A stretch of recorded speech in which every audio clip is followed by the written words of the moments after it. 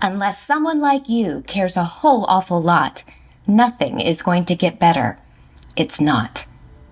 Welcome to Unless, the podcast, inspired by that Dr. Seuss quote from the Lomax that reminds us of the role we can each play in making the world a better place. Join Dr. Hemma Lomax and her guests as they share incredible stories of being moved to decisive action and perseverance, leading to tangible impact at scale. This podcast is a production of Corporate Compliance Insights. You'd never know what seeds you plant are going to give you shades down the road. You just don't know. You just have to keep putting those seeds out there, I think. Right. And I think when we get caught up in that, so much of this stuff that we're talking about comes back to mindset. But if you're, you know, that old folk tale of Johnny Appleseed, he was walking across the country and he was just throwing the seeds. And that's why America has so many trees. Okay. Obviously that's not true. Maybe it's true. But I'm saying, like, if you think of that picture, he wasn't sparse with the seeds. He was throwing the seeds everywhere. Mm-hmm. And also he wasn't concerned about seeing whether those seeds turned into trees. He just kind of trusted that would work out. And I think we do that a lot with our talents or the light that we are born with. Like, we dim that light, or we're fixed mindset and we're worried. We're expending mental wasted calories on maintaining all these balance sheets with all these people. Like, oh, I did, when am I going to get something back from them? And I think that Johnny Appleseed mindset it's just a lot more freeing. Then you don't have to worry about the balance sheet. And this is coming from an accountant, okay? Recovering accountant. You don't have to worry about the balance sheet. You can just do it. And my dad always said, confidence comes from your, and you say this yourself in a bit of a different way, but in pursuing something hard or doing something hard and achieving it and doing hard things well. If you can say, like you say, I can do hard things well, it's because you've done a bunch of hard things and you've gotten through those things and you've closed the loop on those things. And those are little mini trophies in the Hall of Fame that is in your mind. Hello and welcome to another episode of Unless Podcast. This week is my great pleasure to interview Nick Gallo, my friend and a force of nature. Nick is not only the co-founder and chief servant leader at Ethico, he is also the founder of the Ethicsverse and the host of the podcast, The Ethics Expert. We're going to go deep today. Many of you know Nick from his public-facing episodes of the Ethicsverse. He's also somebody that elevates and amplifies other people's voices. But today, we're going to elevate him and learn a little bit about his origin story. So Nick, thank you so much for joining me. Welcome to Unless the Podcast. Thank you for having me. I'm so glad to be here. I love this podcast. I love you. I just I'm so honored to have been invited on.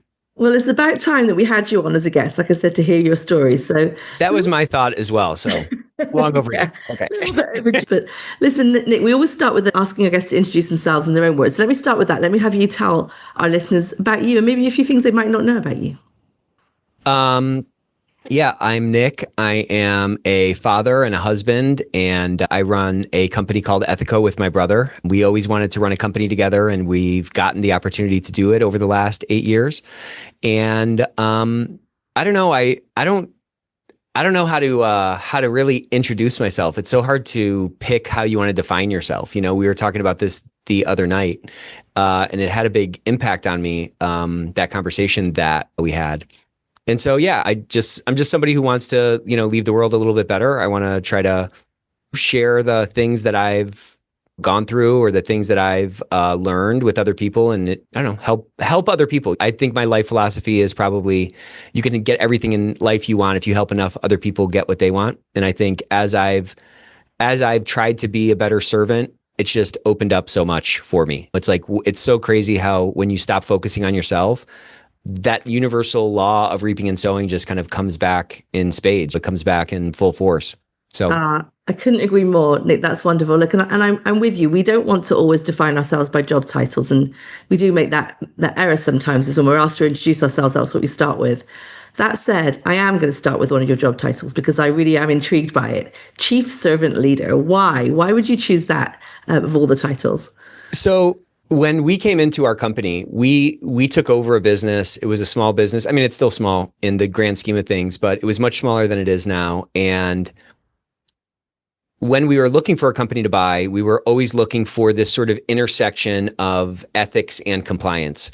We looked in a bunch of different industries, but we kept coming back to this thing that my brother and I, he's my partner, he's my best friend, and we're on this journey of building something I think that's kind of special together. But in our prior life and private equity, we both saw this manifestation of culture in the fund that I was in and compliance in the fund that he was in, I found that the best performing companies in our portfolio were the ones that had a strong culture where the CEO could walk through the plant and people didn't have name tags on, but he knew everyone's name. It's like the best ideas ended up coming forward. They could just move faster, you know?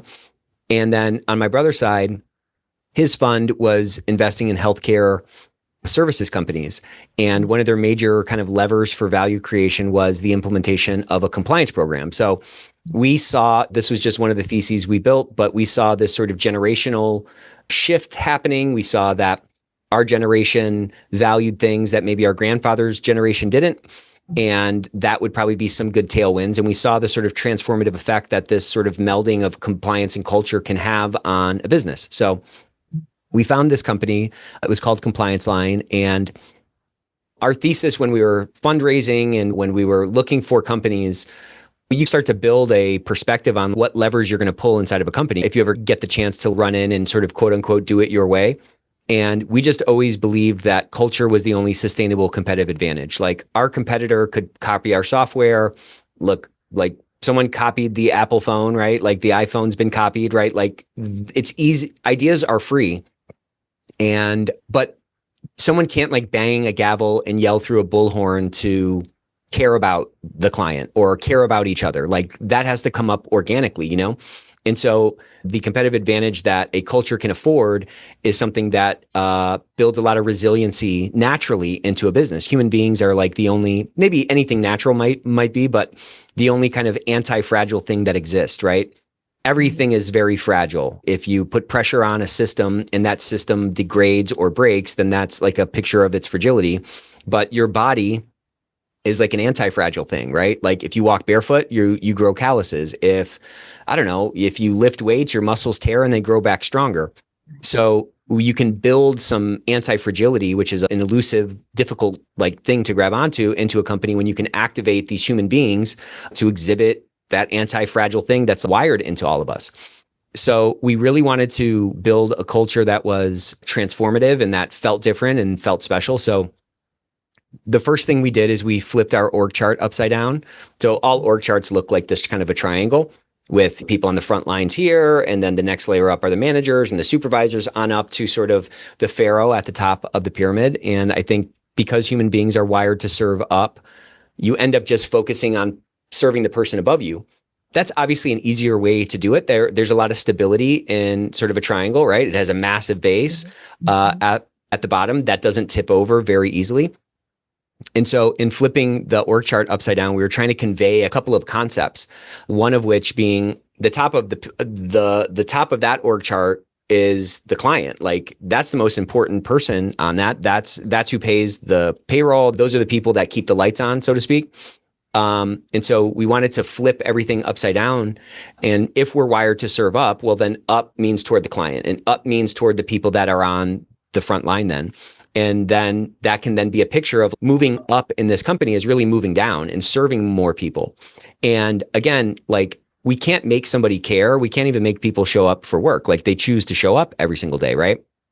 And so how do you bang a gavel and demand, without the use of cattle prods, how do you demand that people are servants? Well, I think that like it's incumbent on us as leaders to like exhibit that and like be the servant. You know what I'm saying? So when I changed my title to chief servant, it was in an effort to try to convey that like I can't expect everyone to be serving me and serving the client. But if we're all looking up at the client and we can all be servants and I can view myself as a servant, if I can make myself like the least, then that should help us elevate the stakeholder group, the client base that, matters most, That is so smart, Nick. I mean, you're wicked smart ideas, but put into practice. And I love the fact that you're signaling it by the title, right? Like the title isn't everything, but you're signaling in the model before the title. And there's a little bit of lore. I'm kind of nerding out on this, but if you look at our company's logo, it's an upside down triangle as well. And so you'll see these things all over the place. And one other point is that flipping it upside down also speaks to the fragility of it. Your culture is not something that's etched in stone. It's not like a light switch. It's like this combustion. It's like this reaction. And so it requires a lot of balancing and it requires constantly revisiting and making sure that like things are moving in the right direction, So Yeah, I don't want to call it a constant battle. It's just a constant puzzle to figure out because the business changes and the people change. And, it's like we have to continuously try to close that gap between the aspirational words on the wall, the culture that we idealize and envision, and try to close that gap relative to the actual culture, which is maybe just like the trailing 90-day average experience of people in the company. So it's never set. It's never like done. Well, that's what I want to underscore that, because you said that before, that it's a journey. It's never that you just arrive and you're done and you've got the culture you want. Maybe you do for a day, but it's an iterative thing. You've got to keep at it, right? Right. How do you do that with your teams? How do you make sure that you're showing up every day asking those questions about whether the culture is where you want it to be? I mean, I don't know if I'm doing that every day, if I'm like really honest about it. Like I'm trying to do it. And I think sometimes, it's like anything, right? If it's an organic thing, it's going to overgrow and if you have a plant, you have to trim that plant and you have to tend to the garden, So I can share like what I want to do, but I'm just telling you, I don't do it every day, like without fail, but I want to know if something's wrong. I want to know the extent to which that gap is widening. I want to know what's going wrong so that like we can address it and fix it, It's easy for my position to turn into like a performance, and that to me feels like a fail. If it's just performative and it's just like words, then that's not what, I don't know. I just think we all can see through that stuff. We have a very well attuned, probably better than our grandparents, like a very well attuned BS meter. Like we can tell inauthenticity, I think, pretty easily, or I think I can, I guess. I don't like purport to know how I show up because I don't think you can. I can see myself on the screen, but I can't see how I actually come off. But I want people to be able to come to me. I do believe that there's genius in everybody. And I do believe that everything's not going to go perfect all the time. And that's just how life works. So like that builds in some room for errors and things to go wrong. I want to be approachable, and I want to I genuinely want people to look back at their time at our company as, wow, I'm so glad I worked there. Wow, that opened up an opportunity for me. Or man, I really learned something there that allowed me to get a job I didn't think I was going to be able to get. So I think in order to do that, I think you have to show up with some authenticity and some kind of vulnerability. I think I was sharing, I was sharing with you that this guy that I really looked up to after this speech that I heard him give, when I met him afterwards, and I was sharing like how impressed I was, it was maybe a little cringe, but I was really I really appreciated the stuff he was saying. And I was like, man, one day I want to be like you, man. You have it all figured out. And he was like, I don't have it figured out. Like nobody does.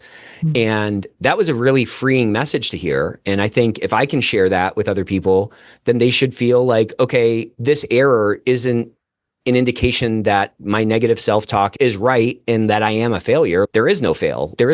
You just have to keep going. So I try to have relationships with people around the company where they can tell me things and I can address those things and maintain their confidence, of course, but I just want to get stuff unstuck. I just want to get it fixed. So I think to kind of answer your question, I think it's really about trying to give people a little grace, assume positive intent, and recognize that like it's a long-term game. It's an infinite game, as they say.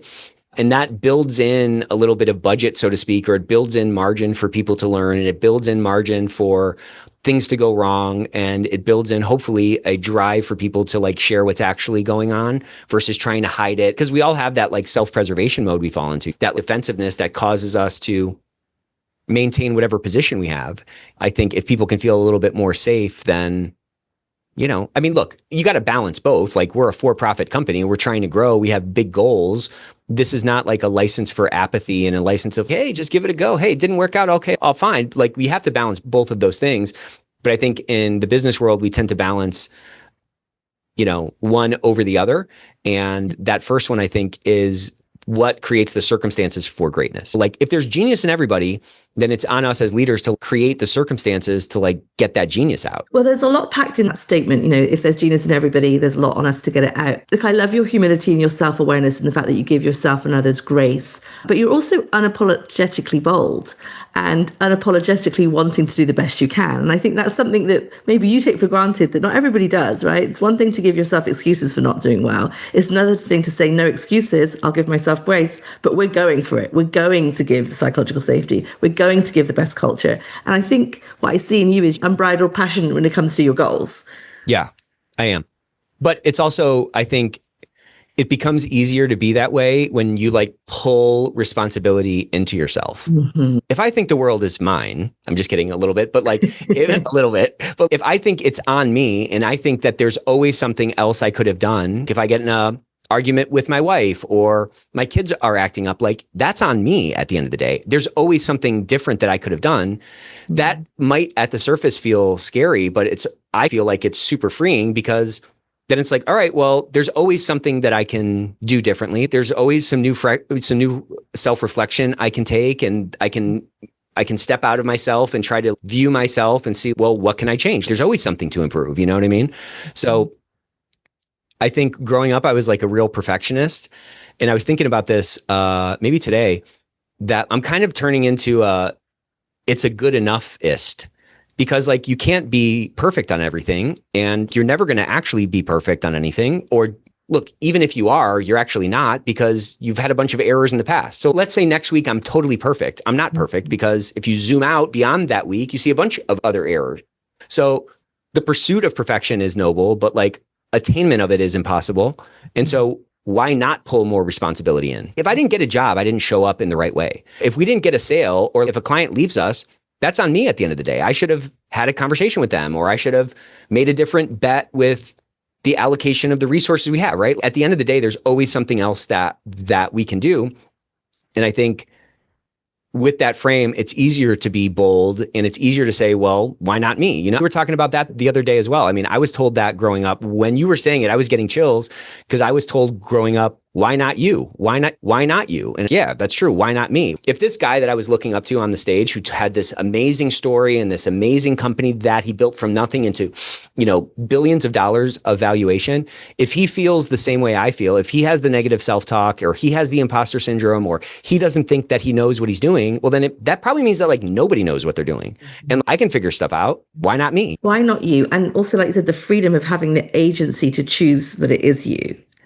There's something about that, something very powerful. That I know accountability is one of the words we use, but really it's just freedom of choice. It's like now you get to choose to up your game, to think laterally, to try another way, instead of really giving that power over to the external forces, right? Well, like how can you, like that to me seems like a real scary world. Like maybe I'm totally delusional, but that seems like a really scary world where you have no control over anything. That's terrifying. You know, a fish will grow as big as the space that it's swimming in, right? You got a little bowl, that goldfish is going to stay small. If you get a bigger bowl or a bigger aquarium, that thing can grow some more. We determine where the walls of the prison that we're in are. You know what I'm saying? Right. Some of us are in solitary confinement. Well, you're never going to grow out beyond that one-man walled city. But it's on us to push those walls out. And I love what you said. You said, the beautiful thing about life is you can do whatever you want. Mm-hmm. I've told this story before, and this directly relates to this negative self-talk thing, but I think it's also a picture of what can be. We look at these people like Michael Jordan or something, and we're like, oh man, he's just born with a basketball in his hand, and he just has all this natural ability. But then when you learn about it, or you learn about him, he just has a crazy mindset, and he's willing to work for that goal. And there's this UFC fighter that he had like the most fights in the UFC. And you see this guy walking out to the octagon. And I remember being like, what a badass. Like this guy, he's not scared of anybody. You know what I mean? And then after he retired, I saw this podcast he was on, and he was like, oh man, I was a wreck before every fight. I couldn't sleep the night before. I'd throw up 3 times before the fight. And I was just like, wait a minute. The picture I saw of him was not that. Not somebody who was scared and almost paralyzed with fear before this fight. He had more fights than anybody. Right. So the occurrence of that voice that, oh, I can't do it, is not proof that you can't do it. It's just proof that you're a human being. That's all that is. And so I think when we can develop like another way to look at that, because that's data that's happening for me at least, it's data that's happening in my brain. You know what I mean? If I can have another viewpoint or another like perspective on that data, then it doesn't have to define me then. Right. And look, what I hear you saying is, number one, success leaves clues, right? Number one, people are doing this. You can figure out what it is that's happening there. They're not just born like that. They actually have to work towards it, number one. But number two, I love that kind of relatable piece of they have fears too. But what I learned from that, the clue there, the successful clue there is they found something else that was more important than their fear. or they were able to Yeah. quieten that fear voice. They also had a sage voice that was also to tell them, well, yes, you can. Yes. What if it doesn't work out? What if it does work out? That conversation was actually happening in their brain. So tell me about that in terms of your recognition that everyone has fears, and then what you had to do to overcome your own nagging self-doubt.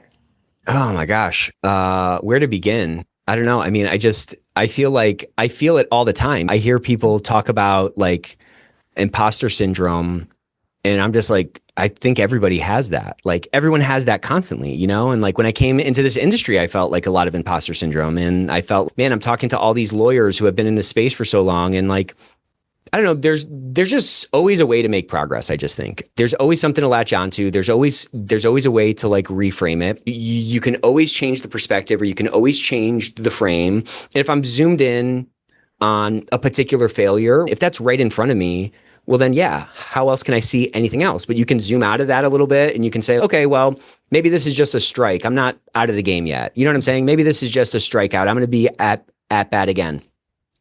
And I think when we can have that like really long-term view, and we can sort of start to build a relationship with our future self and really think about who that person is, well, then you can change your vantage point, because like your current self, I don't know how many minutes we've been on this, but my current self is just the one. He's gone already. Okay. Now it's him. Now he's gone. So like, you really just have this past self and this future self. So like, who are you going to try to live for? And like the past self stories are not necessarily defining for who that future self has to be, unless your current self, who is constantly changing literally every nanosecond, continues to keep that frame and keep that self definition like on. Yeah, so powerful, Nick. So powerful. I do want to talk a little bit about your past self, though. I want to go backwards a little bit. When you were deciding to go into venture capital, I think you told me a story of how there was at least one person amplifying the negative self-doubt, telling you that you probably wouldn't succeed there, so why bother? Tell us about that story and how you were able to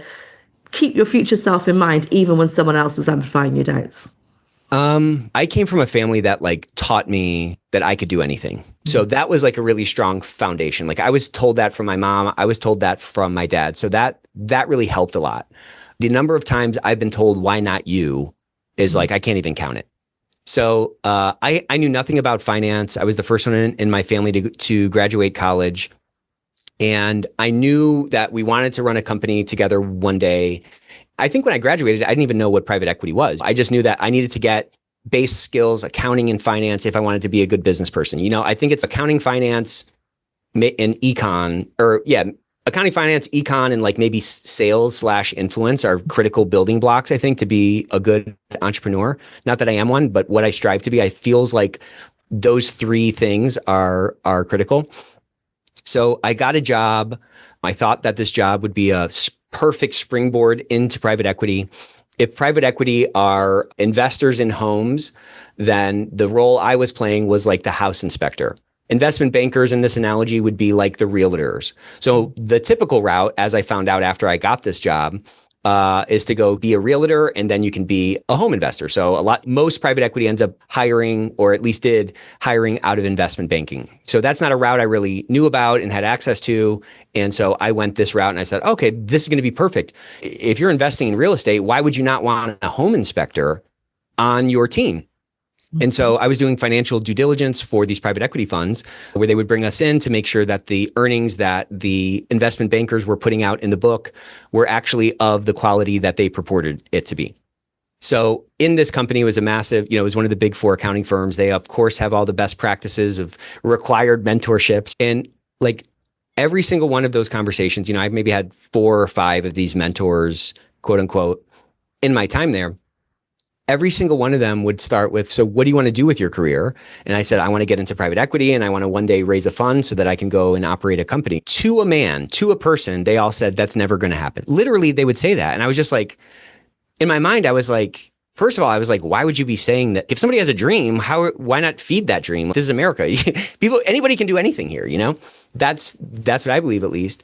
And my immediate reaction was like, how could you possibly know that? How could you possibly know what every private equity fund out there and every single person that's hiring from a private equity fund? You could say that like the odds are low, but saying it was the same words. That's never going to happen. And so I'm definitely a chip on the shoulder guy. Like I definitely have a little burn book of people that like I want to prove wrong. Like we had an investor who didn't invest with us. He invested in our search, but he didn't invest in the follow-on round. And I was like, man, I want to prove this guy wrong. There was another guy who kind of laughed at our idea of culture being a competitive advantage. And look, I'm not saying that our path up the mountain is like the path. There's a million paths up the mountain. But to say that this path is not going up, to me is like insane. How can you know that with certainty unless you've walked it? You know what I mean? So I just don't believe, I'm just like, I'm a skeptic. And if somebody tells me I can't do something, I just feel like there's no basis for it. I don't hold them in any kind of esteem. Like, how do you know? Like, how could you possibly know that? So it was easy for me to dismiss that. I'm not saying it was like an easy path in. I mean, hundreds of phone calls, hundreds of emails, but I just think I'm smart. And I think I have value to add, That's right. And look, thank goodness for your parents and maybe even their parents for passing on the message that anything is possible, that you can do anything. I had the same. I think in my case, it may have been, the Hamilton quote, immigrants get the jobs done. My parents, emigrated from Guyana and Africa to the UK and made their way with very little in their pockets. And so really for me, what excuses did I have? I had all the support. Well, that's the same. I mean, my dad came from Cuba. So we had that kind of immigrant mindset and like this company's not perfect. But I mean, there's also the eyes of my ancestors, so to speak, watching me, and like the sacrifices they've made are for me to take advantage of, just like the sacrifices I'm making are for my kids to take advantage of. And that message was like beat into our heads. You know what I'm saying? Growing up. Same. History has its eyes on you, specifically. Yeah. Your ancestors that toiled. No, I'm with you. So that's some of the magic. I wonder about you. I wonder why you wouldn't stay investing in companies that were ethical, but actually decided to instead create a company that would make more companies be ethical. So talk to me about that, because you're right. There's clearly an advantage. I'm not going to debate you on that, of being ethical, of having a good culture, and that can have a return on integrity, as you always say.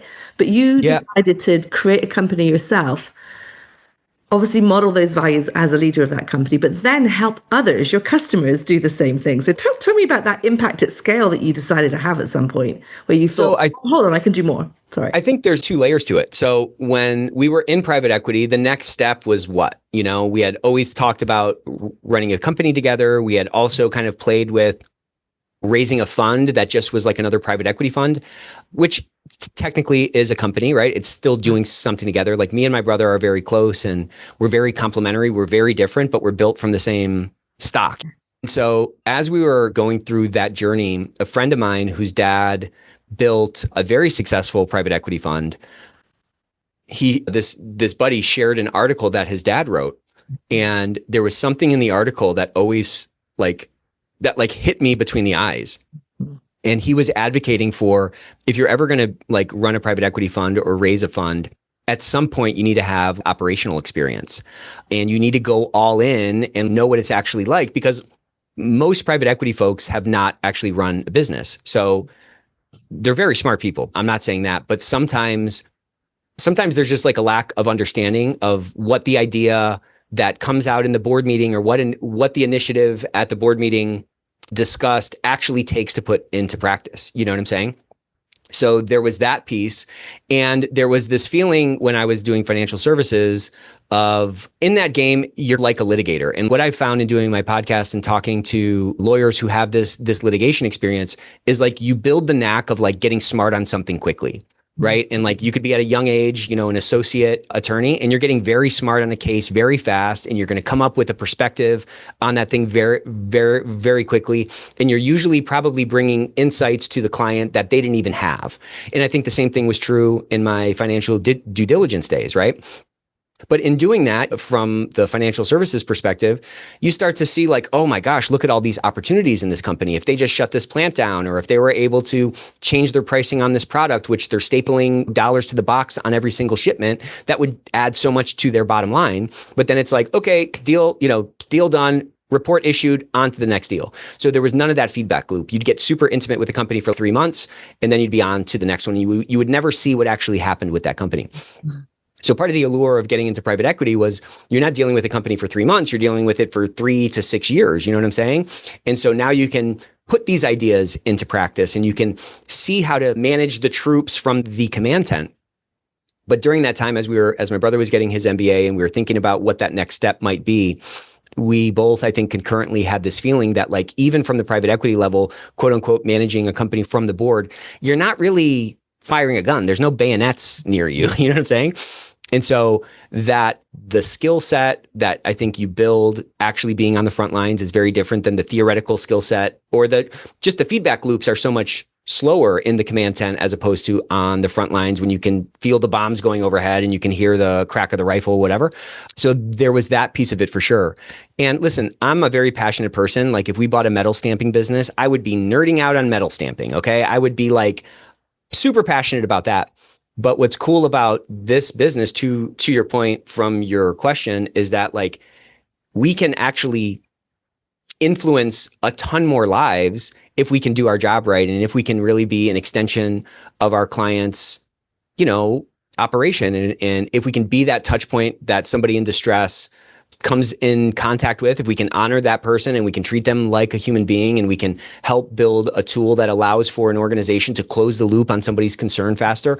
All those things are little building blocks. All those things are little embers in the fire that can be this bonfire that a strong culture can be. And like, again, I've seen firsthand what a toxic culture can be.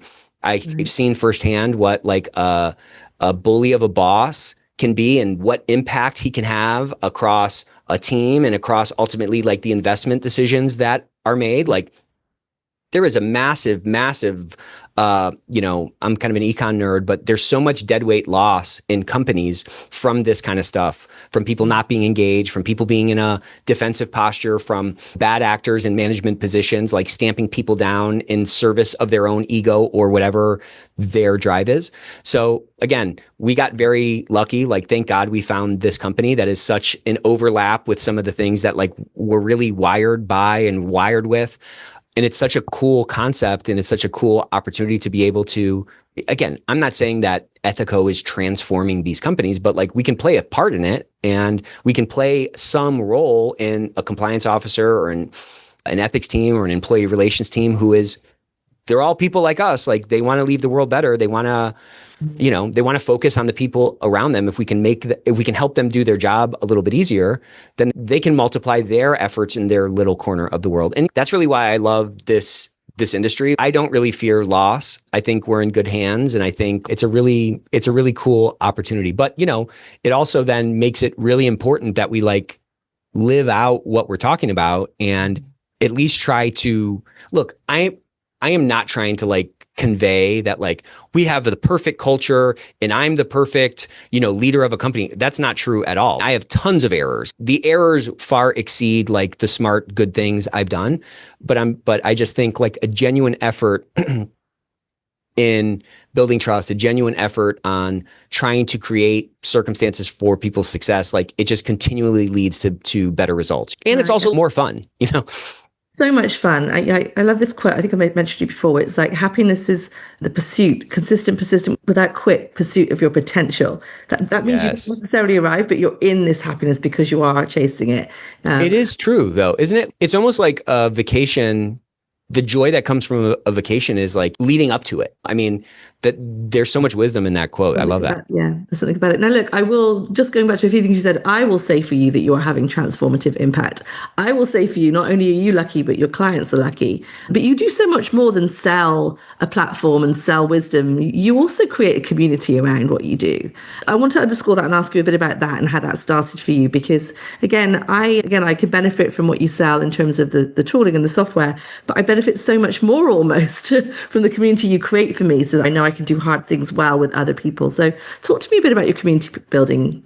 Yeah, I just feel like I came into this community. I felt like this community already existed. And I just think there's such a unique thing in our space. In this ethics space, I've talked about it this way, but like the chief ethics and compliance officer from Pepsi could call their counterpart at Coca-Cola and say, hey, I'm really struggling with this thing. What are you doing? Or how are you guys able to solve it? And they'll share that. That is not like common. That's not common. And the CMOs are not calling each other in colluding or whatever. So maybe it's that. Maybe like collusion in our space is like allowed in a way, like us colluding on how to be more effective, or us colluding on how to be more transformative, or to solve one of these problems, because there's a certain purity in what we're trying to do. We're trying to help companies run better. We're trying to stamp out wrongdoing and build sort of authentic cultures of integrity. It's almost the purity of that sort of supersedes the competitive forces that like regulations are meant to prevent collusion through, or something like that. So I just saw this really unique thing, and I just saw so many smart people in this space. Like, I just learned so much from the guests that are on the podcast, and you're somebody who's like massively influenced our business and how we think about our role. And there's just so much opportunity to share. And so we have a massive opportunity to help businesses, and people in our roles have a massive opportunity to improve those cultures of integrity. And that's very noble. And I see a lot of like slippage in that. I see a lot of negativity, or I see a lot of like bad mindsets, or I see a lot of like frustration with people in our space of looking at being viewed as a cost center, or whatever those kind of monikers are. And it just seems like something that like we can affect and change. And so the reason that we did this podcast was to have, candidly, like interesting conversations for me, but really kind of shine a light on folks and let them share their perspective and let them share their insights. And I just feel like I've learned so much from that. And then these webinars that we do, it's really an effort to just try to bring people together, because it can be a very lonely job. It can be a very frustrating job. You feel sometimes ostracized, or you feel excluded, or you feel like, oh my gosh, if I could just blank, and that there's a bunch of things that can go into that blank. So I think there's just always benefits from bringing people together. And I've just seen so much. I've just seen, at any time where I've thought that like, is this even doing anything? Is this even like resonating with people?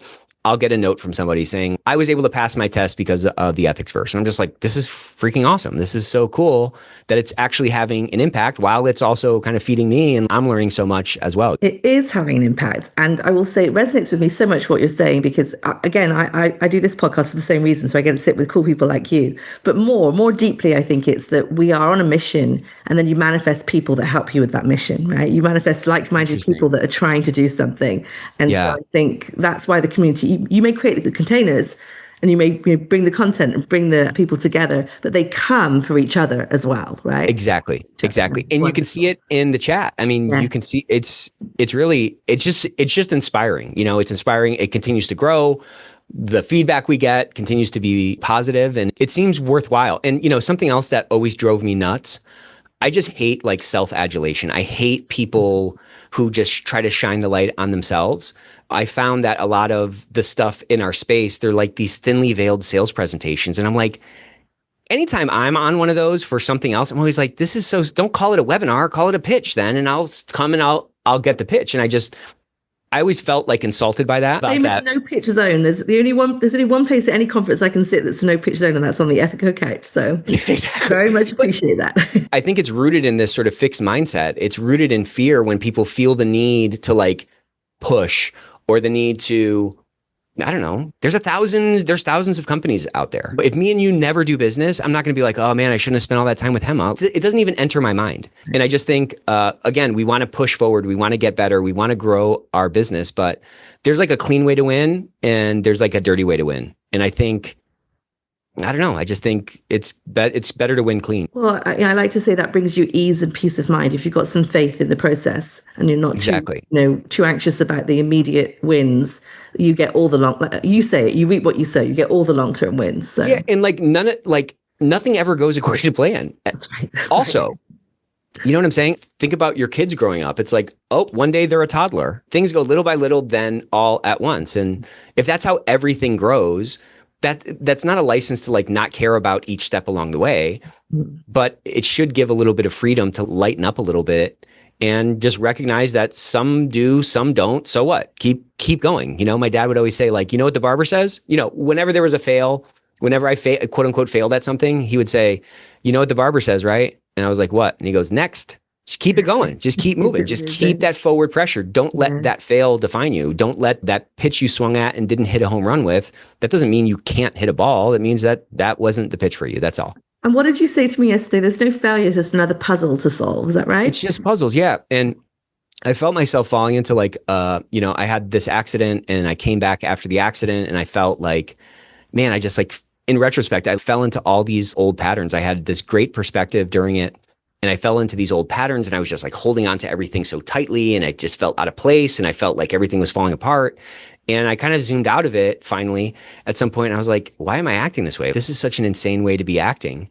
And it's not a problem. It's just a puzzle. They're all just puzzles, I mean, we spend our time, I do at least, doing, I don't know, like the New York Times puzzles. We're constantly bringing puzzles into our life. If people like video games, that's just a bunch of puzzles and that's a bunch of skills to build. And you can't get past a certain level until you acquire the skill. And so you spend time toiling through this sort of open world to build this skill set to get past the next boss.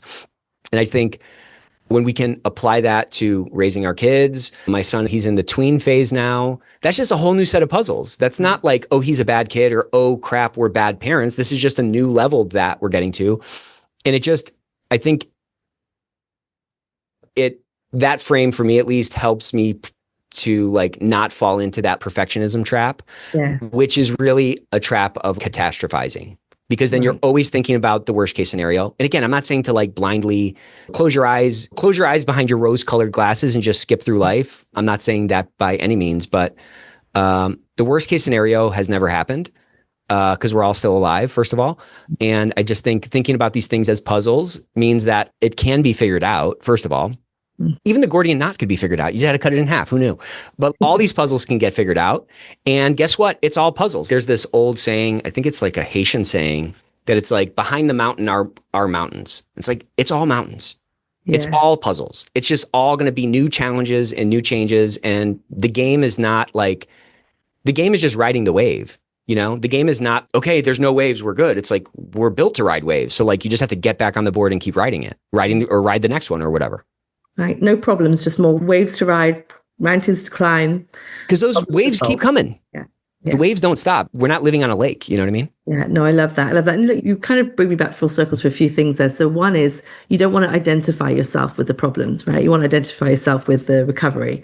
Number one. But number two, you talked about fragility, anti-fragility specifically. I think that might be the new title of this episode. And you talked about mindset a lot. And so I want to bring those two things together because I think part of your anti-fragility, whether it's as a businessman for your business or for you personally, is your mindset. You mentioned you had an accident. I think it was just last year, the end of last year. Yeah. And I'm sure you felt physically fragile at the end of that. Maybe, as you said, emotionally fragile as well. But if you don't mind, talk to us a little bit about how your work on your mindset from, your parents' voices in your heads onwards helped you recover so well from that, despite those moments of fragility. Yeah. So I broke my neck in a really bad car accident, totaled my car, and apparently I had a 99.9% chance of being paralyzed. So I could be living a very different life right now.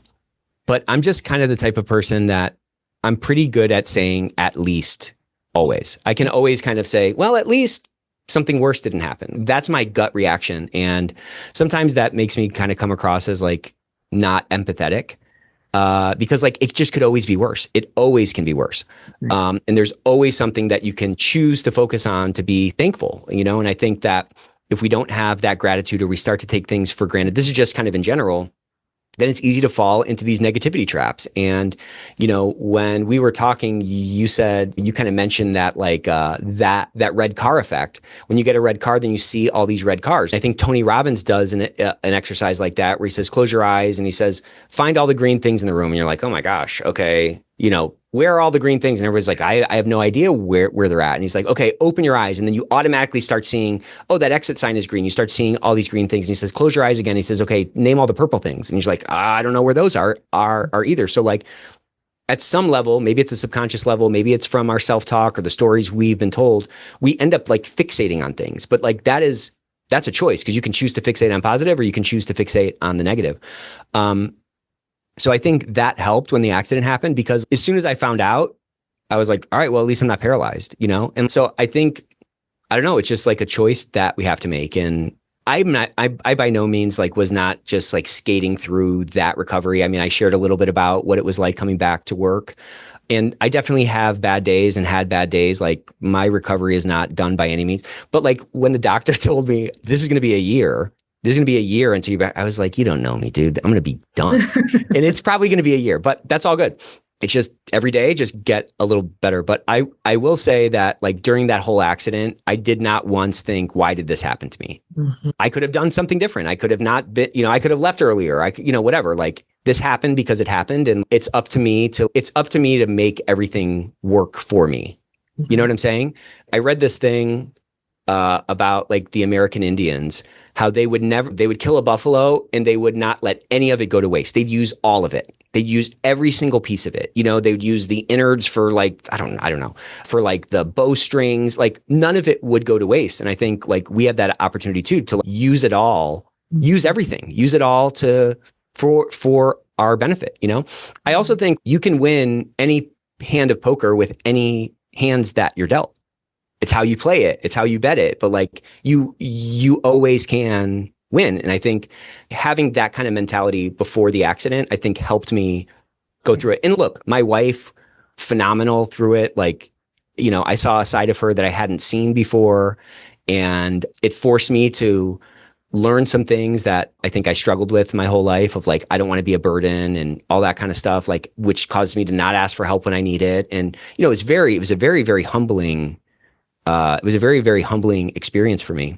But just as your friend seeing you go through that, when I saw how the community showed up for you, I'm sure that was a surprise to you as well. We're wonderful, but you didn't realize just how loved you were and how much people care about you. I know you mentioned that at one point, but you said it yourself. There's something you were doing anyway before you got in the accident. When they say luck is preparation plus opportunity, we're not talking about the luck of getting in the accident. We're talking about the way you've been able to mine the difficult times since then for all these wonderful lessons. You've chosen, you've decided, you've made a choice to take these lessons. And I think I mentioned to you, not only did you have the mindset, and not only have you been creating this community, not only have you been resilient in many different ways, you were physically fit. You were preparing for an Ironman before then. So you had layers and layers of what I'm going to call preparation. Good habits, good daily habits, a lifetime of those things, so that when you did have what would break most of us, and as you said, I think, you talked about the percentage of paralysis, but most people don't survive that type of accident, I think you told me. Yeah. That type of fracture. But, when you had that accident, and thank goodness you were safe, you also had a lot of muscles already built to make the choices you just described. Yeah, that's a really interesting thing. I guess it's like, you'd never know what seeds you plant are going to give you shades down the road. You know what I'm saying? You just don't know. You just have to keep putting those seeds out there, I think.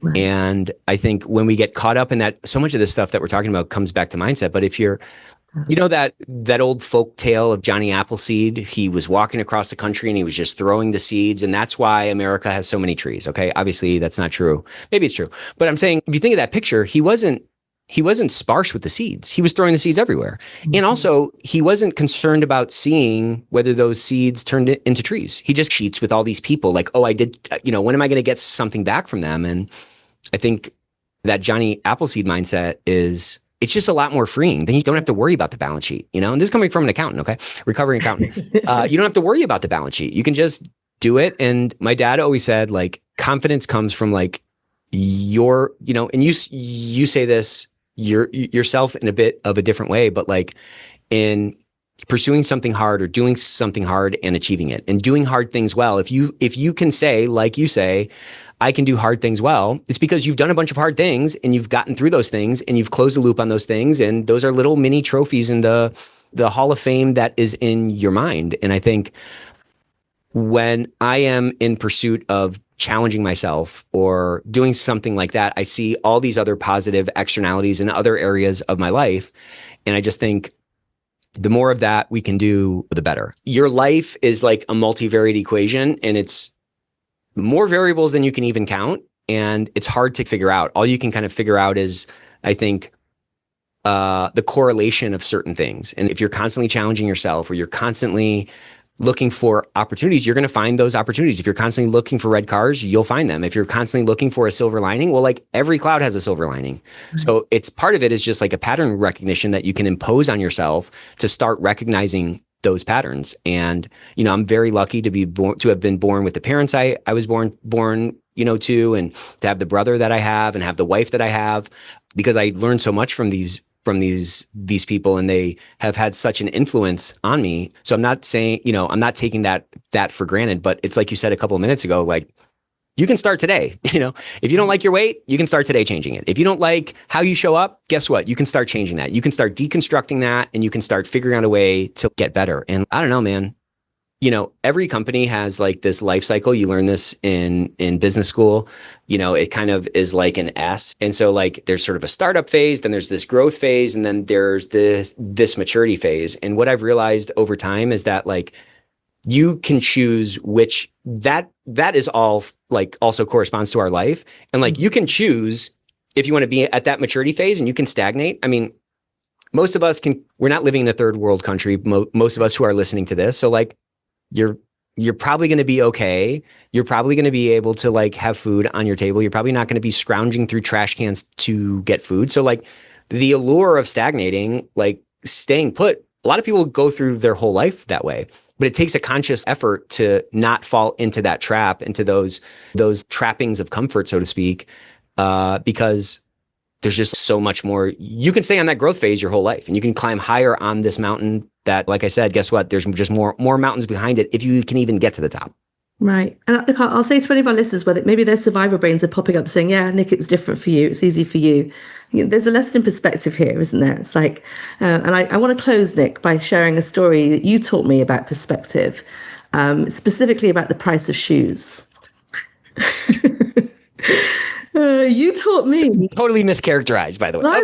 But let's go. Limiting beliefs myself, and some limiting perspective that I might be having a ceiling on my achievements here. Do you want to tell this story? You want to tell the story about? I want you to tell it. I want you to tell the story about the shoes. Well, so Nick was telling a story one day about how when he was a child, he wasn't the kid in school with the expensive shoes. He and his brother were not the kids at school with the expensive shoes. It's a very moving story, except when he got to the shoes that he was talking about.